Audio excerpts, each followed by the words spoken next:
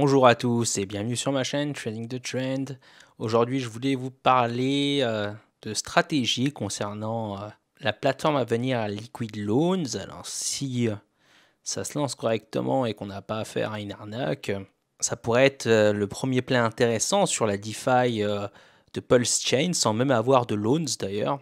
Puisque ce qui est intéressant, c'est de faire travailler ces pulses, donc sans les vendre, et d'accumuler davantage de pulses grâce à Liquid Loans.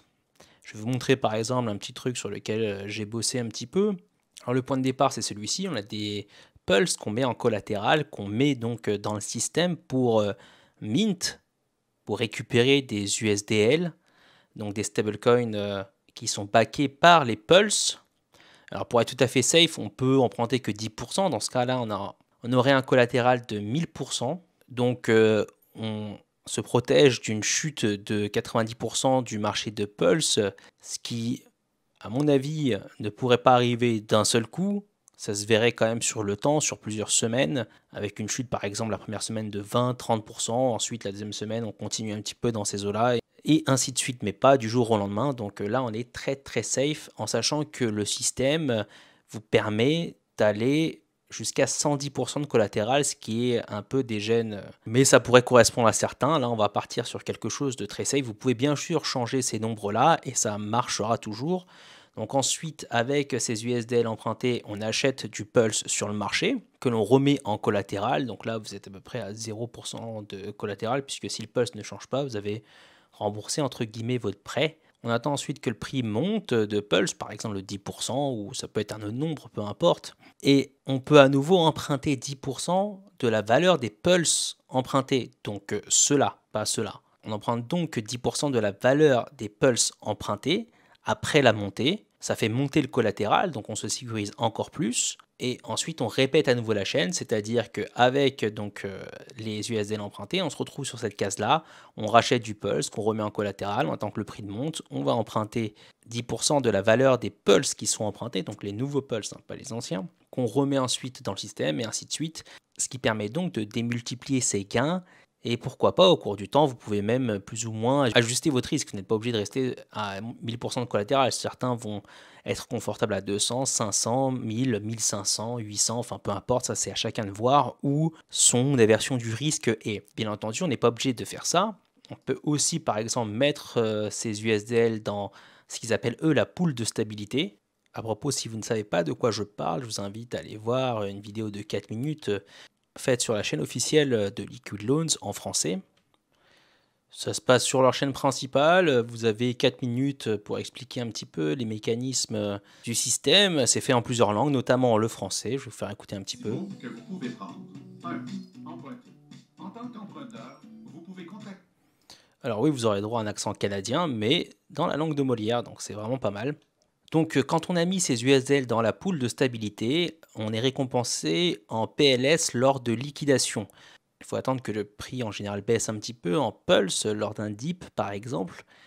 Et dans ce cas-là, des gens seront liquidés et vous achèterez des PLS à peu près moins 8% par rapport au prix du marché. Donc un dip supplémentaire encore.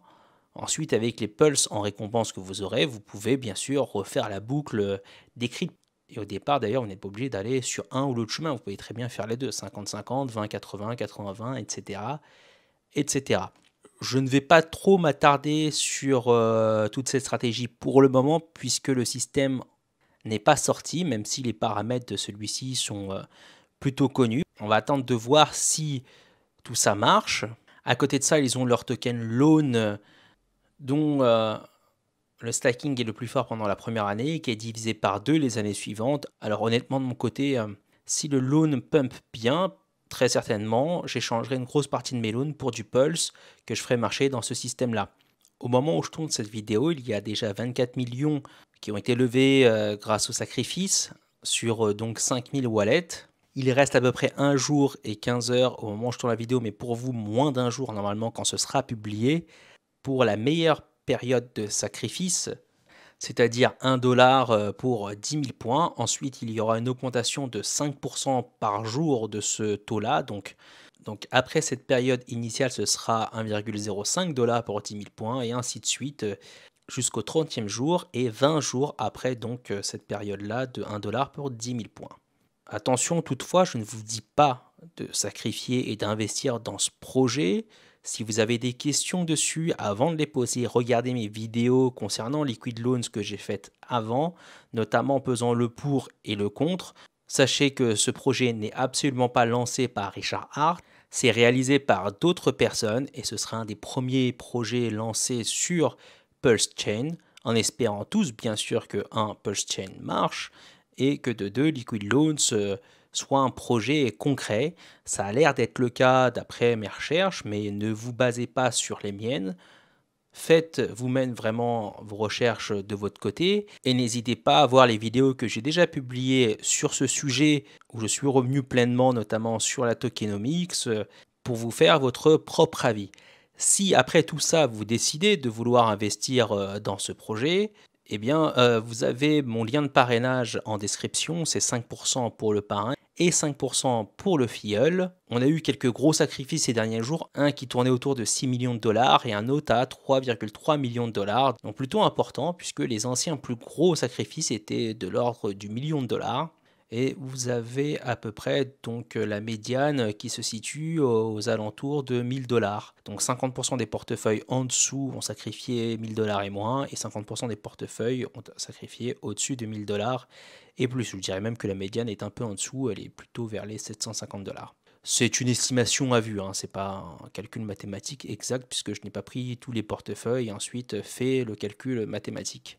Voilà comment le gâteau serait distribué, d'après en tout cas les sacrifices actuels. Donc ça c'est le portefeuille de 5 millions. Il recevrait donc 37% des tokens fabriqués qui seraient liés donc à la levée de fonds. Une partie sera aussi dédiée à la team, donc ça n'est pas le total de tokens totaux, mais je suis déjà revenu sur la tokenomics dans une de mes vidéos précédentes que je vous invite à aller voir. Et de mon côté, je me retrouve plutôt dans ces eaux-là. Ici, c'est ce dont je vous parlais, donc les points, les dollars sacrifiés pour le nombre de points que ça va rapporter. Vous voyez qu'il faudra sacrifier de plus en plus de dollars pour avoir le même nombre de points. Et donc de tokens Liquid Loans, là vous avez la charte inverse, c'est le nombre de points par dollar sacrifié. Donc au départ, on est au taux maximum de 10 000 points pour un dollar, et puis ça diminue au fur et à mesure. Je ne le répéterai jamais assez, c'est un projet très risqué, les levées de fonds sont toujours très risquées, et encore plus peut-être sous la forme d'un sacrifice quand on ne passe pas par un launchpad où il y a eu un minimum de travail fait en termes de background check au niveau de la team, du projet, etc. Là, on y va un peu à vue, à l'aveugle, je dirais. Donc, pesez bien le pour et le contre au moment où je publierai cette vidéo. Pour ceux qui n'ont pas vu mes précédentes, il vous restera à peu près 24 heures pour faire vos recherches durant la meilleure période de sacrifice. Bien sûr, ça ne changera rien de faire les sacrifices le lendemain ou le surlendemain, juste un taux légèrement inférieur. Par contre, comme ces intérêts sont composés, c'est 5% de la veille à chaque fois, et bien très vite, ça monte. Je vous mets tous les liens en description. Donc, à savoir le site de Liquid Loans, le site de sacrifice, mon lien de parrainage et bien sûr la playlist qui correspond aux vidéos faites avant sur Liquid Loans que je vous invite à aller regarder avant de prendre une quelconque décision. Du reste, quand Liquid Loans va être lancé, si la plateforme marche comme prévu, je m'attarderai un peu plus sur la stratégie et expliquer un petit peu ce qui est faisable et ce que j'envisage de faire par rapport à la plateforme lorsque ce sera prêt. Pour l'instant, je ne rentre pas trop dans les détails parce que finalement, si c'est un pétard mouillé, eh bien, on va pas aller travailler pour rien non plus. J'arrive au terme de cette vidéo. Si vous avez apprécié mon travail, je vous invite à me laisser un like et à vous abonner à ma chaîne. Sur ce, je vous souhaite à tous une très bonne journée et une très bonne semaine.